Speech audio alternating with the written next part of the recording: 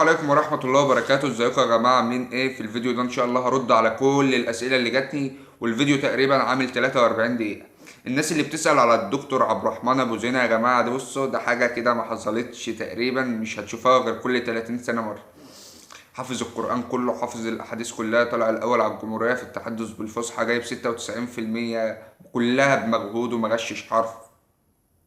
شخص كويس جدا، شخص اصلا اسلوبه في الكلام مقنع جدا، فهتحبوه جدا. وان شاء الله يا جماعه والله انا مش حايشه عنكم ولا خايف ولا حاجه. يا جماعه في ناس بتقول لي يا انت بتقول حاجات وما بتعملهاش، هتجيبه امتى؟ هتطلعه امتى؟ انت خايف تطلعه ولا ايه؟ مش عارف في ايه يا جماعه، خاف من ايه؟ ده صاحبي يعني، وانا اللي قلت عليه من نفسي.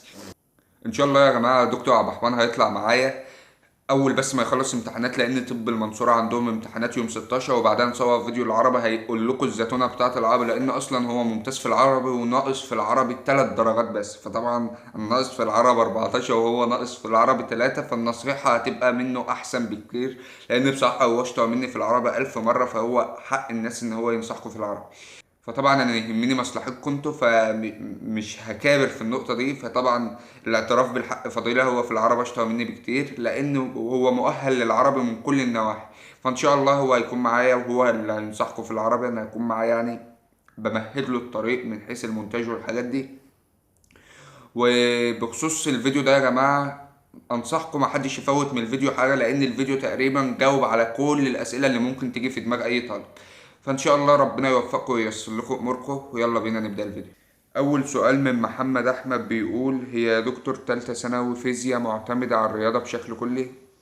لا، هي معتمدة على الرياضة بشكل بسيط، مش بشكل كلي خالص. فانت لو مش كويس في الرياضة يعني هتمشي الدنيا هتمشي معاك، هي بس معتمدة على الرياضة بشكل بسيط بس مش بشكل كلي.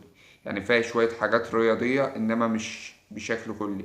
انما اللي يحسسك انها معتمدة على الرياضة بشكل كلي هو كتاب الوسام، عشان كده دايما بقول ابعدوا عن كتاب الوسام في حل الفيزياء. تاني سؤال من عمرو إمام: الانجليش لسه لحد دلوقتي بلف على المدرسين وضايع فيه، ومش بعرف احل جرامر مهما فهمت، لو عندك حد اشترك معاه. بص، هو المشكلة في الجرامر دايما انا بقول انك بتذاكر كذا حاجة مع بعض. الجرامر بالذات محتاج انك تسمع الجرامر، مثلا هتسمع درس لوحده مثلا باست كونتينيوس، بعد كده تذاكره وبعد كده تروح تحل عليه. انما ما ينفعش تسمع الباست كونتينيوس وفي نفس الوقت تسمع الباست سيمبل، كل حاجة هتخش في بعض. ولو عايز مدرس يعني، في انجليشاوي، وفي احمد طارق عبقري لغة، وفي دكتور انجليش، حد من التلاتة اسمع اللي يريحك. تالت سؤال من محمد علي بيقول: يا دكتور حضرتك كنت بتذاكر كام ساعة في شهر 3 وشهر 3 زائد حليت كام امتحان شامل وراجعت امتى؟ انا في شهر 11 كنت متخطاش ال4 ساعات، وفي شهر 3 من 15 وانت فوق. و... وحليت كام امتحان شامل، ما حليتش امتحانات شاملة كتير، وراجعت من اول تقريبا شهر 5 نص 5 كده. رابع سؤال طلب مني ما اقولش اسمه يا جماعة: الوقت مش متظبط خالص ومش بعمل التكسات المحددة، ممكن 2 بالكتير وانتاجية قليلة جدا. ده أول جزء من السؤال. الوقت مش متظبط خالص، اتكلمت عن فيديو تنظيم الوقت وقلت أهم حاجة تبعدوا عن المشتتات، دي النقطة الرئيسية في تنظيم الوقت. مش بعمل التكسات المحددة، أكيد بتحط تكسات لنفسك أكتر من قدراتك. يعني مثلا الصح تحدد لنفسك مثلا مهمتين 3 في اليوم بالكتير، ما تحطش لنفسك تارجت أكبر من حجمك. وقلت قبل كده انتاجية قليلة جدا، دي بسبب المذاكرة الغلط. وبرضه اتكلمت قبل كده في حتة المذاكرة بذكاء، وقلت قبل كده يا جماعة المذاكرة بالكيف وليس بالكم. المفروض ازود وقت المذاكرة ازاي؟ هو نفس السؤال يعني، المفروض ازود وقت المذاكرة ازاي؟ والله مش بيكفي حاجة يعني. لو رحت اعمل نسكافيه اقعد ساعتين على ما اجي، وعقبال ما ابدأ تاني باخد وقت. مشكلتي تنظيم الوقت، وحاسة المذاكرة حمل كبير، وحاسة الدنيا بايظة ومش عارف اعمل ايه. حتة انك بتروحي مثلا تعملي نسكافيه تيجي بعد ساعتين، اكيد في حاجة برضه بتلهيك، حاجة بتعطلك، واكيد هو مفيش غيره الموبايل يعني، هو ده الكارثة عند الكل يعني، مش عندك لوحدك. فانت لو بتروحي تعملي نسكافيه بتيجي بتقعدي فترة على ما تبدأي مذاكرة، يبقى السبب الاول والرئيسي هو ان في حاجة شتتتك او منعتك من ان انت تكملي مذاكرة. نفس الشخص برضه سأل سؤال تاني بيقول: كنت بذاكر أول شهرين كتير، بعد كده اتحولت، بس في تأنيب ضمير كل يوم، بس الشيطان بيوسوسلي. يا جماعة كنت بذاكر اول شهرين كتير، هي ده حماس الثانوية العامة انك تخش، بتذاكر كتير قوي وبعد كده الطاقة بتبدأ تستهلك واحدة واحدة واحدة بعد كده يا جماعة. فانت محتاج انك لما تخش ثانوية عامة ما تبدأهاش جد قوي، خدها واحدة واحدة، يعني بعد كده هتكون محتاج كم طاقة كبير عشان تقدر تكمل المشوار، لان زي ما قلت قبل كده الثانوية العامة هي معركة النفس الطويل. فبالنسبة للنقطة دي هقول انك محتاجة تراجع حساباتك وتبدأي من اول وجديد، واللي ذاكرتيه تراجع عليه وتبدأي كأنك بتبدأي من نقطة الصفر، هو ده الحل الوحيد. وطبعا وسوسة الشيطان دي ملهاش حل واحد غير الصلاة، انك تقربي من ربنا. السؤال السادس من سارة احمد: حليت كتب ايه كيمياء بداية السنة وفي المراجعات؟ عشان دلوقتي معايا مندليف بس ومش لاقي وقت ان احل اي كتب تانية. عن نفسي في الكيمياء كنت بحل الوافي فقط، ما حلتش غير كتاب الوافي في البداية والوافي في النهاية، وجبت مندلفه الامتحان وما طقتش ولا كتاب فيهم. السؤال السابع من أمنة عثمان: يا دكتور قول لنا ازاي كنت مش بتضيع وقت على الفون وكده، عشان انا الفون مضيع لي وقتي بس مش هقدر اسيبه عشان السبورات والمنصات. انا اكتر حاجة كنت بضيع وقتي فيها هي الفون، يعني كنت مثلا اقعد اقول هاخد نص ساعة بريك، اقعد 3 4 5 6 ساعات كده ماسكه. فانا اخر واحد ممكن ينصح عن حتة الفون دي، فانا نفسي مش بقدر اتحكم في اني ممسكش الفون، فمش هقدر انصحك فيها، فاقول لك خلي التليفون مع مامتك او باباكي لحد ما تخلص اللي وراك، انما انا شخصيا يعني غالبا ما كنتش بعمل كده. 8 من ايات عبد الله: ازاي اعرف انا ماشية صح ازاي وببذل مجهود على الفاضي؟ من خلال انك تحل امتحانات الدروس وتلاقي نفسك مقفلة او ناقصة درجات قليلة، او انك تعرفي تحل على اسئلة الدروس وتكون غلطاتك قليلة. السؤال التاسع من اسراء عبد الحافظ: دكتور ممكن تقولي كنت بتسمع شرح دكتور كورلوس المراجعات بتاعته الفصول ولا شرح درس بدرس؟ عشان بدور يوتيوب مش لاقي. لا كنت بسمع تجميعة الفصول، وفي ليالي الامتحان حل كتاب الوافي كله تقريبا. وافق ايه؟ حل كتاب نيوتن كله تقريبا، وكان حل الكتاب الامتحان، وكان حلل كمان اسئله عاملها على منصات. بيبو كمال بيسأل: يا دكتور ترشح كتاب ايه جنب الامتحان على حسب المادة يا بيبو؟ يعني مثلا الانجليزي المعاصر، الامتحان بالنسبة للكيمياء هرشح الوافي، في الفيزياء هرشح نيوتن، فعلى حسب المادة. في الأحياء هرشح التفوق. مريم جمال بتسأل: دكتور هل في داعي أبص على مصادر أجنبية ولا هتشتت؟ لا تقريبا مش هتحتاج مصادر أجنبية غير في الأحياء، وده هيشتتك أكتر، وهي الأحياء أصلا يعني المشاكل فيها كتيرة، فأنت مش محتاجة تتشتت أكتر من التشتت الموجود يعني. أحمد أسامة بيسأل: يا ريت تقول لنا حل مشكلة الراحة، لأن لما بستريح بكون محدد لنفسي نص ساعة، ألاقي الوقت طار أكتر من نص ساعة وأحس إني مش مستريح. برضه نفس المشكلة يا جماعة، بتروح نص ساعة بترجع تمسك الموبايل أو في حاجة شتتتك. أراهن إن أكيد هو ده السبب الرئيسي يعني. خالد بيسأل: الوقت في امتحان الفيزياء حلو؟ لا مش بيبقى حلو خالص، بيبقى على الوقت بالظبط. يعني انت مثلا لو اللجنة عندكم كويسة واتكلمت مع واحد تقريبا الوقت ضاع عليه، فالثلاث ساعات بتوع الفيزياء محتاج من أول ثانية لآخر ثانية تكون في ورقتك. عبد الرحمن المحمدي بيسأل: ايه أفضل كتاب أحياء؟ أفضل كتاب أحياء بالنسبة لي الامتحان ورا التفوق، بالرغم من التفوق بيبقى في حتت فزلكة كتير لأن اللي عامله دكاترة. محمد علاء بيسأل: كتاب التفوق بيميل شوية بره المنهج، لسه قايل لأن اللي عامله دكاترة. محمد المتولي: هل أنت مرتبط؟ لا مش مرتبط يا محمد. أدهم: المادة اللي المفروض أحل فيها كل يوم؟ المادة اللي المفروض تحل فيها كل يوم عربي وإنجليزي. عربي تحل مثلا كل يوم قطعة قراءة أو قطعة نصوص، والإنجليزي قطعة كومبريهنشن. إيمان أنور: هو أنا مش بعرف أحل فيزياء، أعمل فيها إيه؟ لازما تبص على المعطيات بتاعك كل سؤال وتكوني فاهمة الدرس كويس أوي، وأكيد لو فاهمة وحفظت الدرس وعرفت قوانينه وطلعت المعطيات بتاعت السؤال مستحيل ما تجاوبيه. وتاني سبب ممكن يخليكي ما تحليش انك تكوني بتحلي من كتب غلط، فنصيحتي ليكي تحلي من نيوتن او من كتاب الامتحان. بعد كده كريستينا بتسأل: احل قطع انجليزي كتير ولا بلاش اضيع وقت فيه؟ كل يوم قطعة ده كافي جدا، او مش شرط يعني مثلا كل يومين قطعة، عادي يعني. والله احفظ كلمات كتير وخلاص، لان كده كده مش هيجي زيها في الامتحان. لا الامتحان بتيجي بالنص في الامتحان، كلمات الوحدات دي اللي هي التشويس كلها تقريبا بتبقى من الامتحان. ولو احل كتير يبقى كام في اليوم؟ زي ما قلت قطعة او اتنين بالكتير. نورة: مش بعرف اعمل ملخصات بحس كل كلمة مهمة، ولا أنا عمري كنت بعمل ملخصات، كنت بعمل تحشيشات أو خرائط ذهنية، بس ده اللي كنت بعمله. أدهم عفيفي، درجات امتحانات الدروس. درجات امتحانات الدروس يا جماعة مش مقياس خالص. يعني ساعات كنت بجيب درجات وحشة وساعات كنت بجيب درجات حلوة، بس طول ما انت بتجيب درجات حلوة وتثبت، يعني مستواك يثبت انك بتجيب حلو على طول، يعني ماشي انت هتبتديها وحش وحش وحش، بعد كده هتطلع. لو طلعت وفضلت في القمة تعرف انك مستواك اتحسن جامد. لو طلعت مرة ورجعت لدرجات الدروس وحشة تاني تعرف ان المشكلة عندك انت. انما لحد اول طلعة تطلعها وتجيب فيها درجة حلوة في درجات الدروس، لا عادي، طبيعي عند الكل. شاهد ذات الخمار، حضرتك طبيعتي من فيزياء وكيمياء وانجليزي. طبيعتي في الفيزياء مستر محمد عبد المعبود ودكتور كورلوس، وكنت ساعات بسمع مستر محمود مجدي، بس دكتور كورلوس اللي هي الفصول المجمعة، ومستر محمد عبد المعبود شرح دفعة 20 تقريبا، هم دول أكتر حاجة كنت بسمعهم. والكيمياء كنت بسمع دكتور عبد الله الحبشي ومستر خالد صقر يوتيوب، وساعات مستر محمد عبد الجواد. وانجليزي كنت بسمع دكتور انجليش وانجليشاوي بس. شاهد دي هي بتسأل في تانية ثانوي. تانية ثانوي تقريبا يعني كنت بسمع الناس دي برضه بس قليل تقريبا، ما كنتش بسمع فيزياء خالص اونلاين، كنت سنتر بس. والكيمياء كنت بسمع مستر خالد صقر بس. وانجليزي كنت بسمع دكتور انجليش برضه بس. ازاي تحسني مستواك في الانجليزي يا شاهد ذات الخمار؟ هو انك تحفظي، يكون عندك حصيلة كلمات كويسة، تكوني حصيلة الكلمات عندك كويسة، يبقى تعرفي تحلي التشويس وهتعرفي تترجمي الكومبريهنشن وهتعرفي تحلي الترجمة تقريبا كله الانجليزي بقى معاك يعني. شهد محمد، مشكلة النوم. مشكلة النوم دي يا جماعة كانت مشكلة كبيرة عندي، تقريبا انا حياتي كلها كنت مقضاها نوم.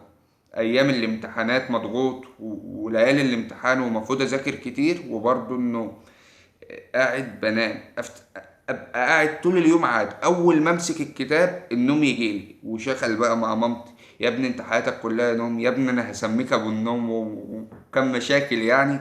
فبالنسبه لي مشكله النوم دي عادي طبيعيه عند الكل، عشان ما تنامش وقت المذاكره هو انك تذاكر وانت واقف. سلمى محمد بتسأل: يا دكتور باخد الكيمياء اونلاين وهبدأ في الباب الثالث، هل كده متأخرة؟ لا مش متأخرة خالص، كده كويس جدا. حسام احمد: الفيزياء ممغصة عليا العيشة مع اني بذاكرها اكتر ما بنام. اولا انا مش فاهم يعني ايه مغمصة عليا العيشة، بس تقريبا مبوظة عليا العيشة، مطينة عليا العيشة، حاجة كده يعني. بس بخصوص الفيزياء زي ما قلت قبل كده، تسمع الشرح، فهمت الشرح، بعد ما فهمت الشرح تكتب القوانين، حفظت القوانين، اقرأ الدرس، قرأت الدرس، تروح تحل، هتحل نص الحل غلط، اعرف اللي انت غلطت فيه واستفاد منه بس. احمد بيسأل: ممكن تقول لنا بتذاكر العربي والانجليزي كيف؟ ملخصات ودروس اونلاين ولا سنتر لانهم مخوفين؟ طب ماشي، العربي والانجليزي كنت بس باخد فيهم سنتر، وكنت بذاكر العربي والانجليزي. ازاي العربي؟ زي ما قلت قبل كده يا جماعة، الشيخ صاحبي ده هيطلع معايا في الفيديوهات، هو طلع الاول على الجمهورية في التحدث بالفصحى، وناقص 3 درجات بس في العربي، وهو ممتاز وكل طلبه. بس والله يا جماعة هو عندهم امتحانات طب المنصورة، الامتحانات يوم 16، فهيخلص ان شاء الله وهنصور الفيديو سوا. بخصوص الانجليزي قلت يكون عندك حصيلة كلمات كويسة وتكون بتعرف تتعامل في الجرامر، وده عن طريق انك تذاكر دروس الجرامر كل درس لوحده. انما العربي بخصوص القراءة المتحررة دي هتيجي مع الوقت ومن كتر الحل، وانك تعرف الاجابات وتعرف طريقة تفكير اللي بيحط الاسئلة. انما النصوص المتحررة محتاج انك تفهم النص ويكون عندك حصيلة لغوية كويسة في العربي. زياد بيسأل: اشترك مع دكتور الحبشي ولا شرح اليوتيوب وافي؟ بصراحة انا ما جربتش اسمع يوتيوب، بس شفت كذا فيديو قبل كده يعني من الدفعة اللي قبل كده اللي هو نظام الحفظ اصلا، بس كان كويس يعني هو بصراحة. وشرحه في الادوية يوتيوب وافي ولا اشترك منصة؟ لو بتتكلم على الفيديو اللي هو ساعتين فهو مش وافي خالص، هو محتاج واحد خلص عضوية اصلا. انما تشترك ولا لا، انا كنت معاه منصة فما اعرفش بصراحة، ما اعرفش اقول لك حاجة، انا ما جربتها. ابو فيلا 2 بيسأل: مش معايا كتاب منصة محمد صالح لازم اشتريه ولا لا؟ انا عن نفسي ما كنتش شاريه وكنت مع محمد صالح عادي، مع محمد صلاح عادي. محمد مرسي بيسأل: بذاكر كل يوم مادة واحدة بس ولا بدخل معاه حل قطعة انجليزي او نصوص او حفظ كلمات وخايف من الانجليزي جدا؟ عادي جدا انك تذاكر مادة واحدة في اليوم، بس لو هتذاكر مادة واحدة في اليوم يبقى تذاكر فيها كم كويس. يعني مثلا قعدت في مادة تذاكر فيها باب ونص، باب بالكتير. يوسف بيسأل النسيان لو زاد عن حده طبيعي ولا لأ؟ كلنا بننسى عادي، بس في ناس ساعات بتنسى ويتهيأ لها انها نست، واول ما ترجع للدرس تفتكر على طول. فالحل في كده، لو انت ناسي، حاسس انك ناسي الدرس مثلا، بتروح مثلا تحل اول 20 سؤال على الدرس. حسيت انك افتكرت، يبقى مفيش نسيان ولا حاجة. انما لو النسيان صعب يعني وزاد عن حده، لا محتاج تكشف. إلهام بتسأل إيه الفصل اللي مواد الفيزياء معتمدة على بعضها، التاني والتالت؟ محمد بيسأل بضيع وقت كتير في المذاكرة مش في حاجات تانية، يعني طول اليوم على مادة واحدة ومش بخلص كتير الأيام. المشكلة عندك في بطء المذاكرة ومش بتذاكر بذكاء. التراكمات أخدت معاك وقت قد إيه؟ دي منا اللي سأل السؤال. التراكمات أخدت معاك وقت قد إيه عشان نخلصها؟ وإيه الطريقة اللي استعملتها في إنهاء التراكمات؟ كنت بذاكر جديد مع قديم عشان اخلص التراكمات دي، وخدت معايا تقريبا شهر ونص. مصطفى محمود بيسأل وانا ببقى قاعد بذاكر بلاقي نفسي عايز انام وبيبقى ورايا حاجات كتير عاوز اخلصها، فاعمل ايه وانا ببقى نايم كويس؟ الحل لو انت بيكبس عليك النوم، قلت قبل كده، تذاكر وانت واقف، مفيش حل تاني يا جماعة. احمد بيسأل انت كنت بتاخد فيزياء وكيمياء واحياء دروس ولا اونلاين؟ ولو دروس قعدت منها امتى؟ لا، كنت باخد دروس اونلاين، اللي هو سنتر واونلاين يعني، وقعدت منهم تقريبا لما حبيت الم كل التراكمات تقريبا في شهر 3 لما ذاكرت جد. كنت باخد فيزياء وكيمياء واحياء، كنت باخد فيزياء في سنتر وكيمياء في سنتر واحياء في سنتر، وكنت بسمعهم يوتيوب. وكنت كيمياء كمان مع دكتور عبد الله الحبشي. وفيزياء كنت بسمع مستر محمد عبد المعبود يوتيوب. واحياء كنت بسمع الموسوعة محمد صالح ودكتور احمد الجوهري. رضا الرحمن غايتي ازاي تكون واثق من نفسك؟ هو انك تقول لنفسك مفيش حد احسن مني، مفيش حل تاني. هتخاف بقى وتقول لا، يبقى اركن على جنب ومش هتوصل لحاجة. اللهم الطب الايمان. مشكلتي في الكيمياء الحفظ، من اول حفظ الحديد والباب التاني مش عارف احفظ فيهم حاجه. على فكره الحديد ما بيتحفظش، ولا الباب التاني بيتحفظ، ولا اي حاجه في الكيمياء بتتحفظ. الكيمياء ما هي الا فيه، واللي يحفظ الحديد يبقى هتواجهه المشكله دي اخر يوم ومش هيحفظها برضه. الكيمياء يا جماعه سواء حديد، سواء باب تاني، سواء اي باب في الكيمياء، عباره عن فهم بس، الا نقط معينه بتبقى حفظ مثلا، نقط بسيطه قوي يعني تعدي على الصوابع. انما الكيمياء كلها فهم. آية أونلاين ولا سنتر؟ لأ، الأغلبية سنتر. أمل بتسأل هل عشان أجيب مجموع لازم أنا أكون قمة في السنين اللي فاتت؟ أولا أنت مش تراكمة عشان تقول حاجة زي ده، يعني السنين اللي فاتت دي كلها مش مقياس. هي خلاص أنت بتتسألي على تالتة ثانوي بس، فأنت لو اجتهدت في تالتة ثانوي وعملت فيها اللي عليك وجبت فيها مجموع، محدش هيقولك يعني أنت جبت مجموع ليه في تالتة ثانوي وأنت ما كنتش قمة السنين اللي فاتت. شيماء بتسأل حليت كام كتاب في كل مادة زي كنت بتحفظ؟ لا، ما كنتش بحفظ غير كلمات انجليزي بس. اه، ده هي بتسأل كنت بتحفظ كلمات انجليش وفرنش ازاي؟ الفرنش ده اكتر مادة انا كنت بكرهها، اكتر مادة كنت بعاني في حفظ كلماتها، فمش هقدر انصحك فيها حاجة. انما كنت بحفظ كلمات، بس كنت بحفظ كلمات الفرنش عن طريق التكرار، وكنت بستخدم فيها المادة الوحيدة اللي كنت بستخدم فيها الورقة والقلم. كنت بحفظ كلمات انجليش عن طريق ان انا كنت بذاكرها على فترات زمنية متباعدة. يعني مثلا كنت النهاردة ورايا 60 كلمة، مثلا أذاكر 20 الصبح و20 بالليل و20 قبل ما أنام. واصحى مثلا، كنت بصحى الفجر، كنت مثلا اراجع عليهم تاني، وقبل ما اروح الدرس اراجع عليهم تاني عشان تتثبت في الذاكرة طويلة المدى. ولو هشترك منصة يبقى من فيزياء. عن نفسي بقولك يا مستر محمد عبد المعبود يا دكتور كرولوس، لأن الكل بيقول إن مستر محمود مجدي منصة زي اليوتيوب. حليت كام كتاب في كل مادة؟ حليت هو كتاب واحد. اغلب المواد كتاب واحد وكتب كتابين، يعني في الحدود دي، ما زودتش عن كده. رضوى بتسأل ازاي احسن مستواي في العربي، زائد اهم 3 اسباب للوصول لحلم. اهم 3 اسباب للوصول لحلم طبعا رضا الوالدين، دي طبعا اول حاجة، اصلهم قاعدين يعني وبيضحكوا. تاني حاجة هم ايماني بنفسي، طبعا كنت واثق في نفسي جدا. تالت حاجة الاجتهاد طبعا. ازاي احسن مستواي في العربي؟ عن طريق مثلا كل فرع وله حاجته. يعني مثلا بالنسبة للنحو فهو ليه طريقة تذاكره بيها، عن طريق انك مثلا لو مش عارف حاجة في النحو اللي ذاكرته في السنين اللي قبل كده، فانت في تالتة ثانوي بتيجي بتسمع شرح النحو، تفهمه وبتحل عليه. وعلى فكرة النحو ما عادش زي زمان، ما عادش استخرج وما عادش صوب وما عادش الكلام ده خالص. فالنحو تقريبا اكتر فرع ممكن تلم بيه درجات. التعبير سهل، القراءة بالتدريب زي ما قلت، والنصوص بالتدريب، هو ده الحل للعربي. إسراء بتسأل ازاي اذاكر العربي واعرف احل فيه كويس. يا جماعة لسه قايل السؤال ده. النحو هتذاكره عادي وهتحل عليه، وبعد كده هتذاكر انك هتسمع فيديوهات شرح ليه. والقراءة والنصوص هيكون عندك حصيلة كلمات وتحل عليهم مع التكرار، يعني كل يوم قطعة قراءة وكل يوم قطعة نصوص لآخر السنة الدنيا تظبط معاك جامد.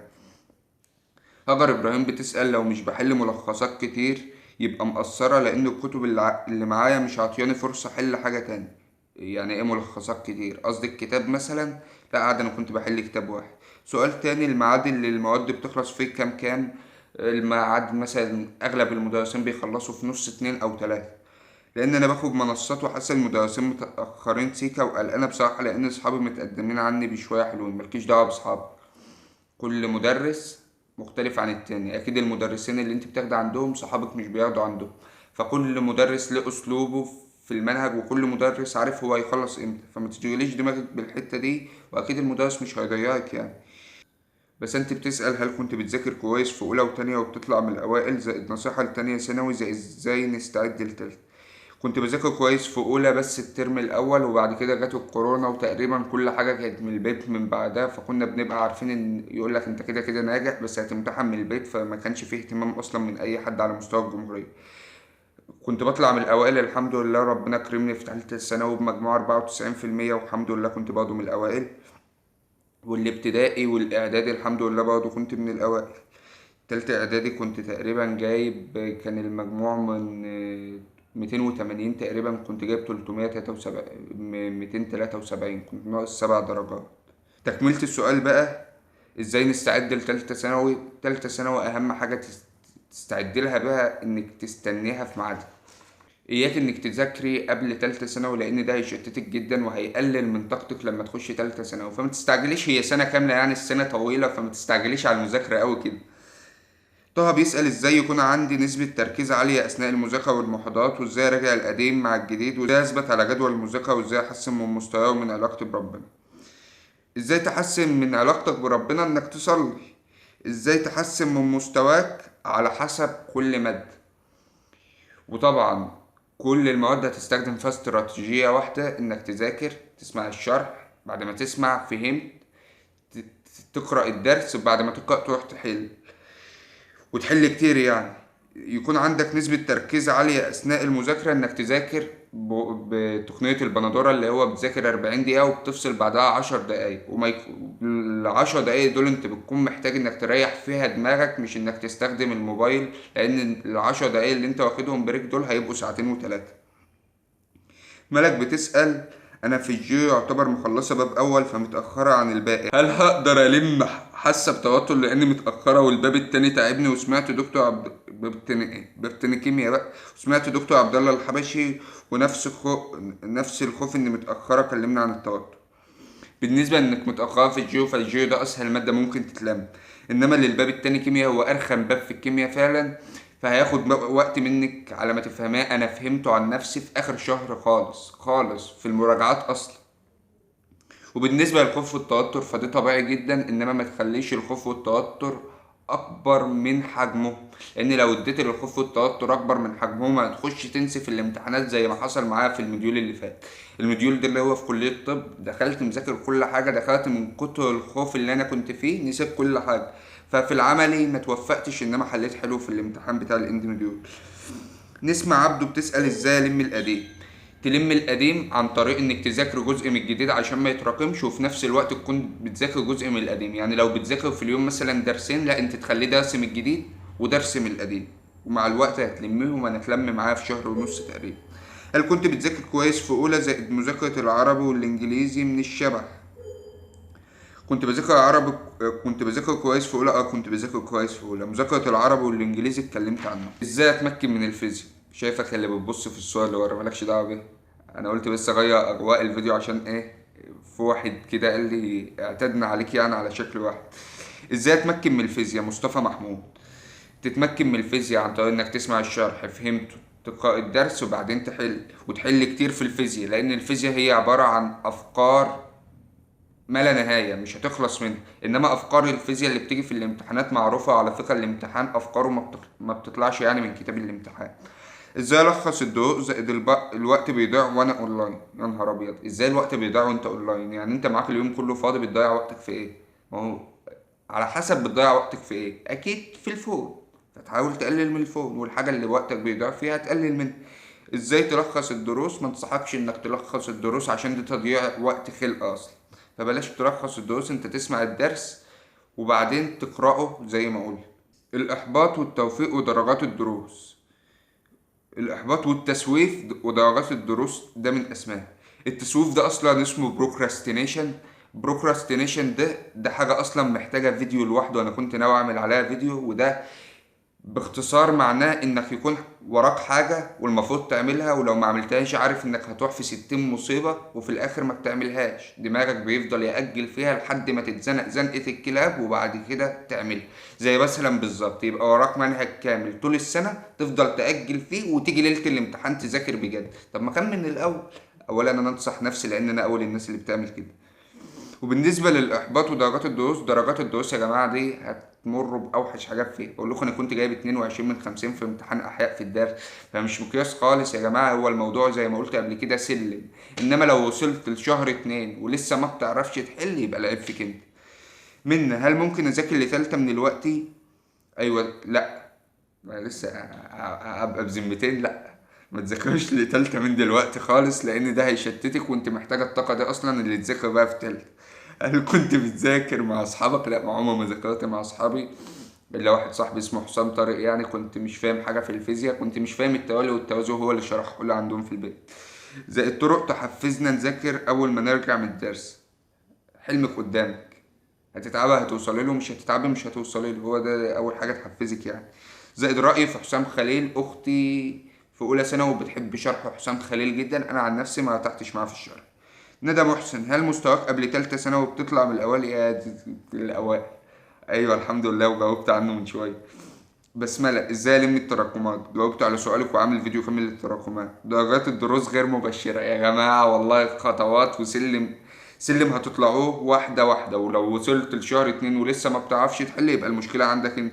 ازاي احسن من مستواي في النصوص المتحررة؟ عن طريق انك تفهم النص بيتكلم عن ايه، وبعد كده تكون حافظ ادب. حافظ الادب حفظ يا جماعة اكتر من فهم. وبعد كده يكون عندك حصيلة كلمات كويسة في العربي، وتكون يعني مثلا نص غربة وحنين تقريبا. النصوص اللي هي عندك في المنهج محتاج تكون حافظ الكلمات بتاعتها، لأن الكلمات دي على فكرة هتفيدك فيما بعد. لأن مثلا كلمة زي الرزق، لو قلت لك روح يا ابن ربنا يرزقك، كده بقول لك روح يا ابن ربنا يبتليك بمصيبة. معنى الرزق الابتلاء بمصيبة.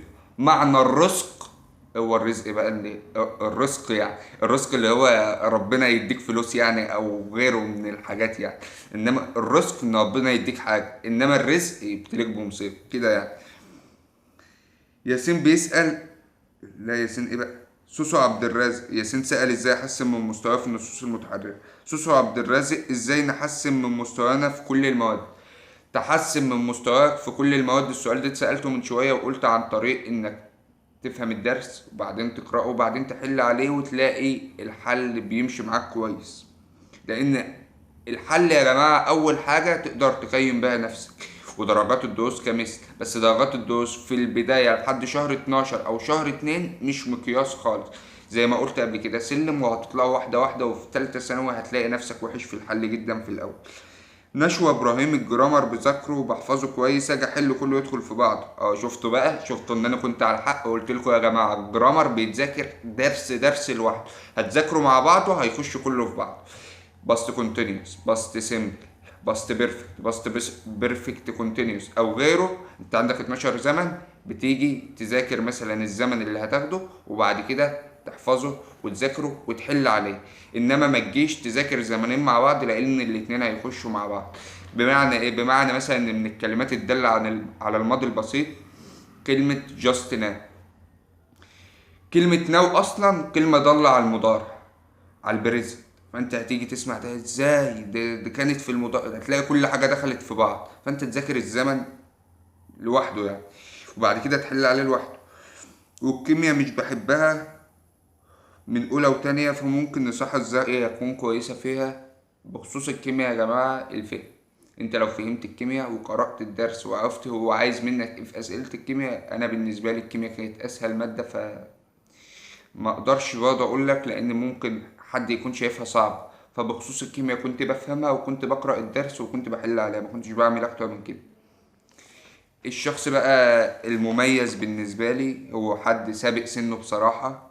أنا مش عارف هي في أولى ولا في تانية، واسمها برضه غريب. أنا مش عارف هو اسمها مودة ولا مودة ولا مش عارف ايه. المهم هي اسمها مودة أو مودة محمد. فنطق الاسم يعني لأن الحروف زي بعض فمش متشكلة عشان أقرأها.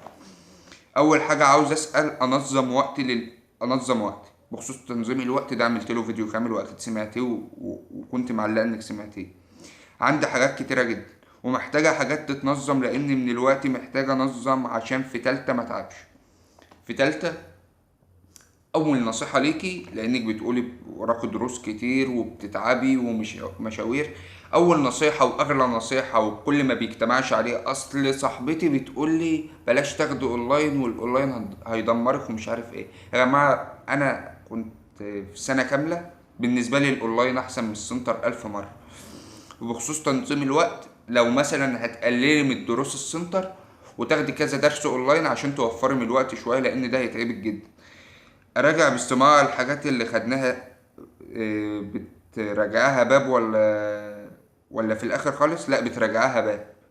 بعد كل باب بتخلصيه بتعملي له يوم جمعه كده وتراجع فيه الباب اللي خدتيه. برضه مش بيكون عندي وقت ان اراجع. لا ازاي يعني؟ ما هو انا بقول لك هتاخدي مثلا شويه سنتر وشويه اونلاين. ان ما كانش الكل اونلاين انتوا راحتك، بس انا بفضل يعني يبقى الكل اونلاين. هتاخدي مثلا 3 سنتر و4 اونلاين، هتلاقي وقت عندك. الوقت اللي بفضل فيه بذاكر احياء فباخد اليوم كله فيها. اشمعنى الاحياء يعني؟ ما انت عندك 6 مواد تانيين في تالتة ثانوي. فاللي يخليك تذاكر احياء عندك الفيزياء، فانت عندك كذا ماده ممكن تذاكرها غير الاحياء. فمش عارف اراجع امتى تالت. انا والله ما فاهم خطي.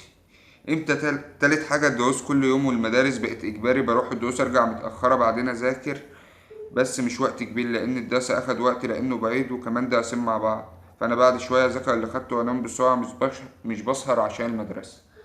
بخصوص الحتة دي قلت برضه انك تاخده اونلاين، فده هيوفر عليك وقت. فبدل ما هتروحي دروس كتير وانت اصلا وراكي مدرسة الصبح، فمش هتعرفي تذاكري بعد الفجر، فده هيكون مشكلة بالنسبة لك. فهو ده الحل الوحيد، مفيش حل تاني، عشان ده هيجي على مصلحتك انت. فلمصلحتك تاخدي شوية اونلاين. بصحى الفجر ومش بلحق اذاكر، لسه قايل النقطة دي. فانا مش عارفة ايه ده، حاسة اني مش بذاكر عدل. وده من عدم التنظيم. ما هو حتة عدم التنظيم دي كلها بتتمثل في انك بتاخدي سنتر ال7 مواد. فانك هتاخدي سنتر 7 مواد ده اصلا مش هتلاقي وقت تذاكري في حاجة. فلازم تاخدي شوية اونلاين عشان توفري وقته. عاملة كذا كراسة اللي معرفش اترجمه واللي مختلفين في الكلمات واللي مختلفين في الحروف والاخطاء. الفيزياء ده حاجة كويسة جدا، بس انا عن نفسي كنت مثلا لما اغلط في مادة في الحل كنت بعلم عليها بقلم اللي هو الاصفر ده، قلم ماركر، وارجع لهم ليالي الامتحان. ومش عارفة ليه حاسة ان كل ده بيخليني ملاقيش وقت للمذاكرة. عاوز احل كل يوم قطع قراءة ونصوص وانجليزي، وعاوزة اللي ترجمه ومش بلاقي وقت. لو خدتي اونلاين هتلاقي الوقت. زائد ازاي تستعد لتالتة ثانوي. تالتة ثانوي يا جماعة ده اخر سؤال على فكرة. تالتة ثانوي سنة يا جماعة. بصوا بقى انا هتكلم في الحتة ده عن تالتة ثانوي. تالتة ثانوي سنة طويلة جدا. والناس اللي بتقول ربع السنة فات ومش عارف ايه، انتوا لسه هتتعبوا تعب ما بعده تعب. اوعى تفكر ان عشان ربع السنة ده عدى كده انت خلاص. ده انت واحدة منزلة النهاردة لسه باقي 208 يوم، محسساك ان 208 دول 28 يوم. 208 يوم يا جماعة، يعني اللي كل اللي عدى اصلا 100 وشوية. يا جماعة والله والله والله انتوا هتبقوا ليالي الامتحان دي اللي هي الفترة اللي قبلها بشهر. امتى تالتة ثانوي دي تخلص؟